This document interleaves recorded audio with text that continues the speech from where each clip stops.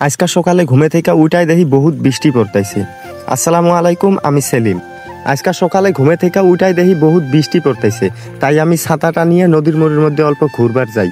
কিন্তু নদীর মুড়ির যা দেখি একজন মানুষও নাই, আর এনে দেখেন কিভাবে বৃষ্টি পড়তেছে। তাই আমি অল্প ঘোরাঘুরি করি, বৃষ্টির মধ্যে ঘোরানির মজাটা অল্প আলাদা। ঘোরাঘুরি করি, তারপরে আমি বাড়িতে আসি। বৃষ্টি ছাড়ার পরে আমরা আবার যাই নদীর মুড়ির মধ্যে ভিডিও বানাবার নিকা। আর এনে দেখেন নদীর কাছার কিভাবে ভাঙতাইছে। আর আমি যে ভিডিও বানাবার আছি, আমার সাথে কিন্তু বহুত ছোটো পোলাহান আইছে। দেখেন আমার পাশে কতগুনা ছোটো পোলাহান দেখা গেতাইছে। আর এনে দেখেন কেরাবানি নদীর কাছারে গরু বান্ধা দিয়া থইছে। কিভাবে দেখেন নদীর কাছার ভাঙতাইছে। এইভাবে নদীর কাছার ভাঙলে কিবা হবো। তারপরে আমরা এনে ভিডিও বানাই। আর আমি নদীর মুড়ির মধ্যে এই জন্য ভিডিও বানাবার আসি, কারণ এনে মানুষ থাকে না। আর মানুষ থাকলে কিন্তু আমি ভিডিও বানা হারি না, শরম লাগে। তো আমি দেখেন এনে ভিডিও বানাইতেছি।